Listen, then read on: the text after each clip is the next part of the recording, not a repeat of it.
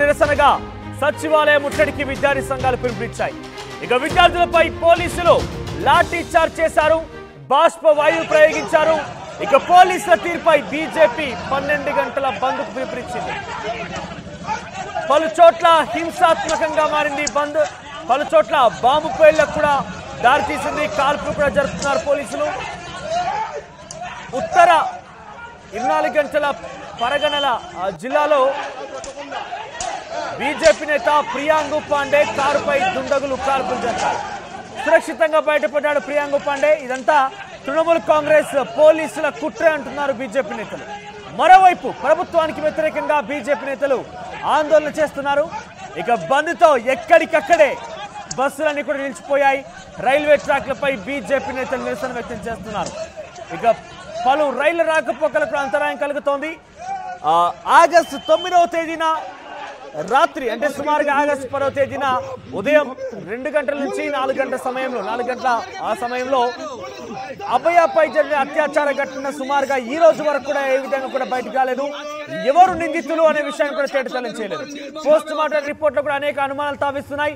సంజయ్ రాయ్ పై polygraph test జరిగింది. సందీప్ ఘోష్, మాజీ principal Sandeep Ghosh తో పాటుగా మరొక 4గురిపై కూడా పాలిగ్రాఫ్ టెస్ట్ జరిగింది. అయినప్పటికీ ఈ రోజు వరకు కూడా కేసు తేల్చకపోవడం. మరోవైపు ఆర్జీకర్ హాస్పిటల్ పై కూడా పలువురు వెళ్లి అనుమానాస్పద రీతిలో పూర్తిగా హాస్పిటల్ ధ్వంసం చేయడం, ఆధారాలని పూర్తిగా చెరిపేయడంపై పెద్ద ఎత్తున కోల్కతా పోలీసులు కావచ్చు, బెంగాల్ ప్రభుత్వం కావచ్చు, వెస్ట్ బెంగాల్ ప్రభుత్వం కావచ్చు అనేక ఆరోపణలు ఎదుర్కొంటోంది. సో ఈ నేపథ్యంలోనే ఆర్జీకర్ ఘటనపై పలు విద్యార్థి సంఘాలు నిరసనకు పిలుపునిచ్చాయి. నిన్న సచివాలయం ముట్టడి కార్యక్రమానికి పిలుపునిచ్చాయి. ఈ నేపథ్యంలో విద్యార్థి సంఘాలపై, విద్యార్థులపై, నిరసనకారులపై బాష్ప వాయువులు ప్రయోగిస్తూ దాడి చేశారు. లాఠీ చార్జ్ కూడా చేశారు పోలీసులు. అనేక రకాలుగా వారిపై దాడి కూడా చేశారు. ఈ నేపథ్యంలోనే బీజేపీ ఆ దాడికి నిరసనగా 12 గంటల పాటు బంద్కు పిలుపునిచ్చింది. ఈ బంద్ కూడా రసవత్తరంగా మారింది.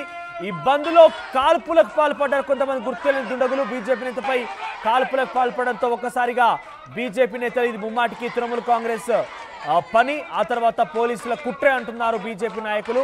సో చాలా మంది రోడ్లెక్కి నిరసన తెలుపుతున్నారు.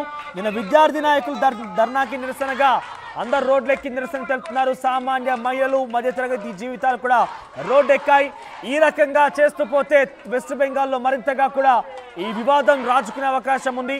మరింతగా ఉధృతంగా మారే అవకాశం కనబడుతోంది. ఒకసారి అక్కడ ఘటనకు సంబంధించి మనం ఏం జరుగుతుందో చూసే ప్రయత్నం చేద్దాం.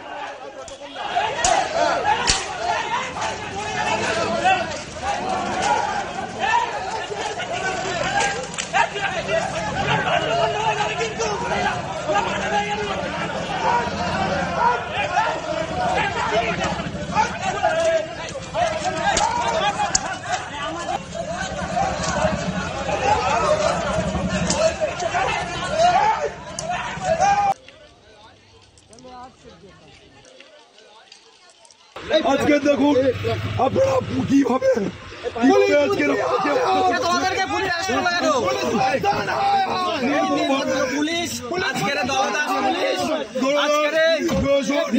ছাত্রদের উপর নির্মমভাবে অত্যাচার করার প্রতিবাদে আমরা আজকের শান্তি শৃঙ্খল ভাবে বন্ধ পালন করছিলাম। আজকের এই পুলিশ সেই বন্ধকে অসফল করার জন্য, বানচাল করার জন্য আজকের আমাদের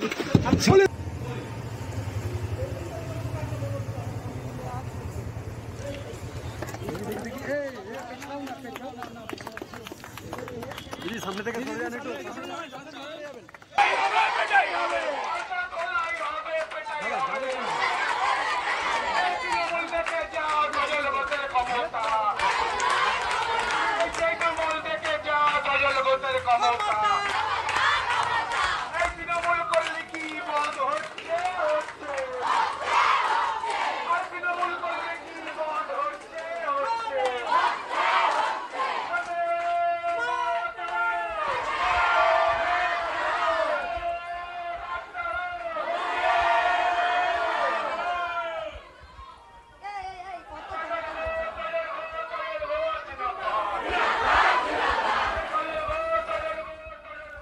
చాలా వరకు బస్సులను కూడా అడ్డుకొని బీజేపీ నేతలు రోజు బంద్కు పిలుపునిచ్చారు. కాబట్టి సుమారుగా 12 గంటల పాటు జరిగినటువంటి కార్యక్రమానికి ఏదైతే విద్యార్థి సంఘాలు బంద్ నిరసన కార్యక్రమం పిలుపునిచ్చాయో వారిపై పోలీసులు దాడి చేశారు.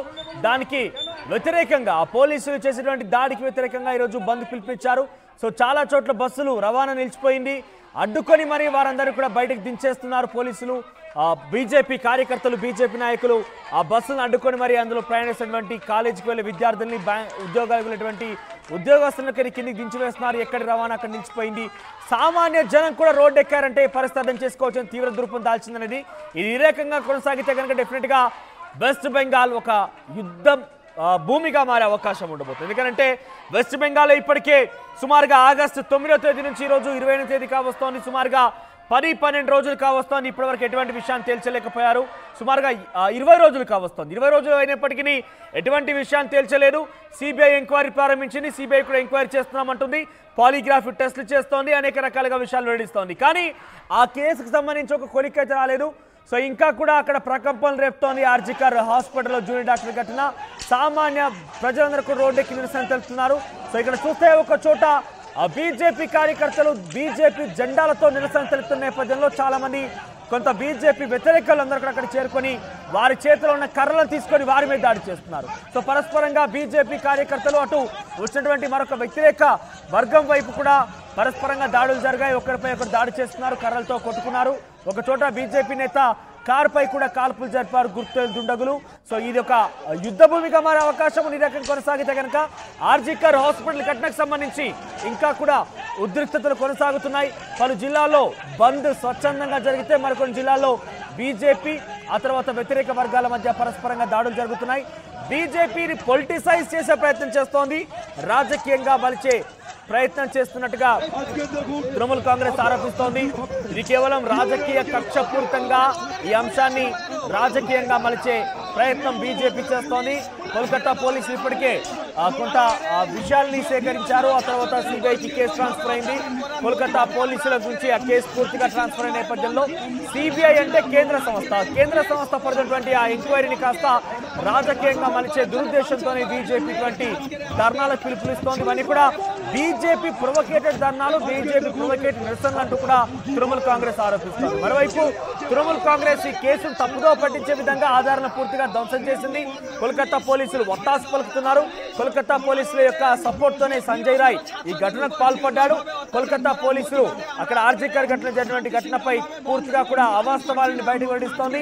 అవాస్తవాలను చెప్పడమే కాకుండా తప్పుదో పట్టించే ప్రయత్నం కూడా చేస్తున్నట్టుగా బీజేపీ నేతలు ఆరోపిస్తున్నారు. పరస్పరంగా ఆరోపణల మధ్య యుద్ధం కొనసాగుతోంది. అక్కడ ఒకరిపై ఒకరు తరచుగా వాదం వినిపించడమే కాకుండా ఒక దాడులు కూడా చేసుకుంటున్నారు. బీజేపీ నేతలు బంద్ పిలిపించిన నేపథ్యంలోనే పెద్ద ఎత్తున వివాదం రాజుకుంది, ఉద్రిక్తత నెలకొంది. బీజేపీ నేతపై ఒక చోట కాల్పులు కూడా జరిగాయి. గుర్తు దుండగులు కాల్పులు చేశారు. ఇక బీజేపీ నేతలు వ్యతిరేక వర్గీయుల మధ్య కర్రలతో దాడులకు సంబంధించి విజువల్స్ మనం చూస్తున్నాం ఆ టీవీ స్క్రీన్ పైన. సో ఇది ఈ రకంగానే కొనసాగితే కనుక డెఫినెట్ గా వెస్ట్ బెంగాల్ అనేది ఒక యుద్ధ భూమిగా మారే అవకాశం కనబడుతుంది.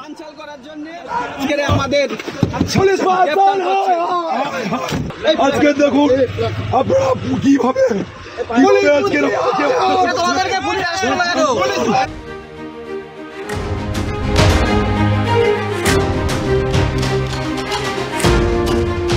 పశ్చిమ బెంగాల్లో ఉద్రిక్తతలు నెలకొంటున్నాయి. వైద్యురాలి ఘటనలో నిరసనగా సచివాలయ ముట్టడికి విద్యార్థి సంఘాలు పిలుపునిచ్చాయి. ఇక విద్యార్థులపై పోలీసులు లాఠీ చార్జ్ చేశారు, బాష్ప వాయువు ప్రయోగించారు. ఇక పోలీసుల తీర్పై బీజేపీ 12 గంటల బంద్కు పిలుపునిచ్చింది. పలు చోట్ల హింసాత్మకంగా మారింది బంద్. పలు చోట్ల బాంబు పేలులకు కూడా దారి